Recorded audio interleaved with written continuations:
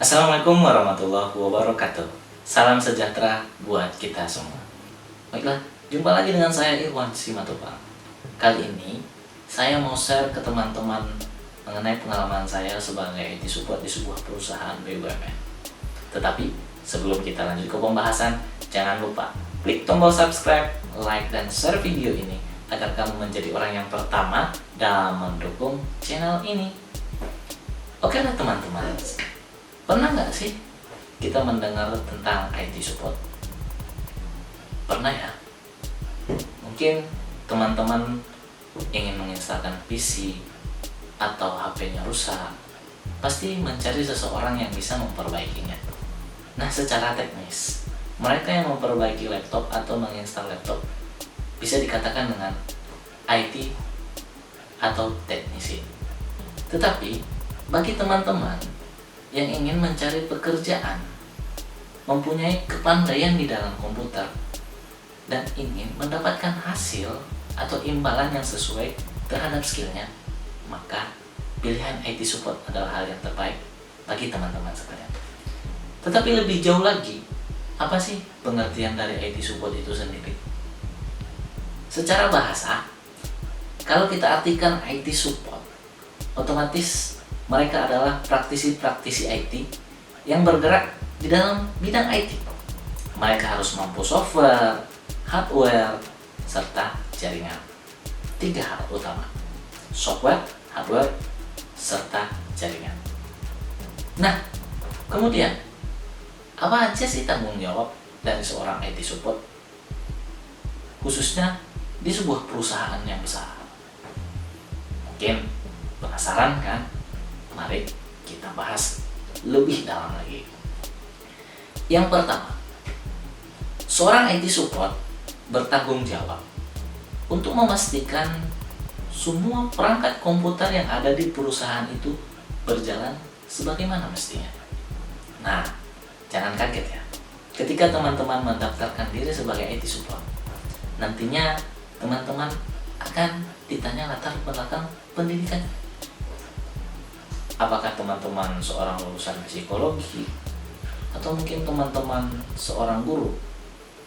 Nah, kalau IT support, saya saranin latar belakang pendidikan teman-teman adalah di bidang elektronika, atau lebih khususnya teknik informatika. Kalau teman-teman sudah ada di jurusan teknik informatika, elektronika, ataupun ilmu komputer, teman-teman sudah tepat memilih channel ini sebagai pengalaman di dunia pekerjaan nanti. Apa gunanya latar pendidikan ini? Latar pendidikan inilah sebagai ukuran skill dari teman-teman bahwa teman-teman mengerti tentang komputer, dan komputer itu harus berjalan sebagaimana mestinya di sebuah perusahaan. Mungkin dalam bentuk kecepatan kali ya. Kalau komputernya rada-rada lambat, siap-siap deh, para IT support akan dipanggil untuk memperbaikinya. Itulah tanggung jawab pertama, memastikan komputer perusahaan berjalan sebagaimana mestinya. Yang kedua, teman-teman juga harus memastikan komputer terhubung dengan jaringan secara baik. Nah, ini tanggung jawab dari IT support. Kalau teman-teman mau jadi IT support, harus bisa untuk memastikan komputer terhubung dengan jaringan internet, baik itu intranet maupun internet. Nah, kalau intranet itu adalah jaringan yang hanya di dalam gedung saja, sedangkan kalau internet adalah jaringan yang terhubung ke dunia luar, seperti YouTube misalnya, Facebook, kemudian website, ataupun yang internet seperti biasanya. Kalau intranet adalah kita umpamanya mau run ke PC sebelah, itu disebut dengan intranet. Atau mungkin kita mau run IP tertentu, itu disebut dengan intranet. Hanya cakupannya di dalam satu perusahaan. Yang ketiga, menjadi seorang IT support memiliki tanggung jawab untuk memastikan aplikasi-aplikasi yang dipakai oleh user berjalan sebagaimana mestinya. Misalnya, ada sebuah aplikasi penjualan di perusahaan tersebut. Nah, terkadang aplikasi penjualan ini mengalami error atau timeout misalnya, atau servernya terlalu banyak loading sehingga aplikasinya tidak berjalan sebagaimana yang diharapkan. Nah, disinilah fungsi teman-teman sekalian. Mungkin teman-teman bisa melaporkan ke pengelola aplikasinya, atau mungkin teman-teman dapat mengerjakannya sendiri. Yang keempat, seorang IT support harus memastikan data-data perusahaan aman, tidak dicuri oleh orang yang tidak mempunyai kepentingan. Nah, kalau yang satu ini, itu perusahaan memiliki kebijakannya tersendiri. Semisalnya mempunyai sebuah jaringan proxy, atau mempunyai sebuah kebijakan ketika dicolok USB itu diblok semua, atau mempunyai sebuah aplikasi yang menolak akses-akses yang tidak berwenang. Nah, teman-teman IT support harus mengerti mengenai hal itu. Harus mampu untuk menjaga data-data perusahaan agar tidak dicuri oleh orang-orang yang tidak berkepentingan. Yang kelima, seorang IT support harus mampu untuk memperbarui sistem. Semisal, Anda di sebuah perusahaan penjualan, Anda harus mampu untuk mengupdate sendiri sistem penjualan tersebut. Semungkin sistemnya datang dari vendor atau pihak ketiga.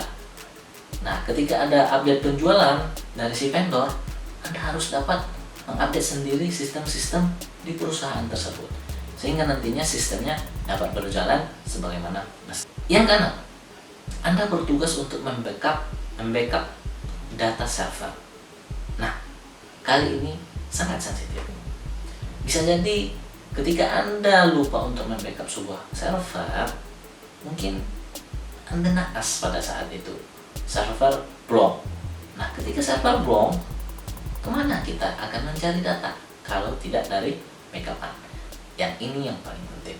Jangan lupa untuk membackup transaksi-transaksi harian setiap harinya ke hard disk eksternal, sehingga IT support memiliki tanggung jawab ini, sehingga nantinya ketika server blong atau ganti server, data-data hanya di restore saja dari hard disk backupan atau hard disk eksternal. Yang kedelapan, Anda harus memastikan semua PC di perusahaan tersebut terinstall oleh antivirus.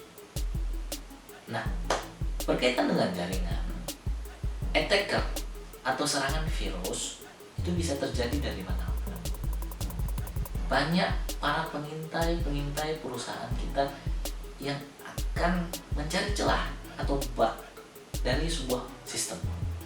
Untuk itu, kita sudah dipermudah atau diberi tools antivirus. Pastikan semua komputer harus terinstall dengan antivirus standar dari perusahaan tersebut. Setiap perusahaan pasti berbeda. Mereka kadang menggunakan Smada atau mungkin Avast atau mungkin yang lainnya, terserah dari perusahaan tersebut. Kesembilan, seorang IT support harus mampu untuk mengatur proxy dari perusahaan. Apa itu proxy? Proxy itu adalah sebuah. Yang kesembilan, seorang IT support bertanggung jawab untuk men-setting browser, baik itu di bidang proxy-nya atau mungkin ada program-program secara website-nya. Harus mampu untuk login ke website perusahaan baik secara IP maupun secara URL. Nah, salah satunya dengan cara men-setting proxy. Seorang IT support harus mampu untuk men-setting proxy di browser. Yang ke-10, seorang IT support bertanggung jawab untuk masalah-masalah komputer hardware, komputer software maupun jaringan secara penuh.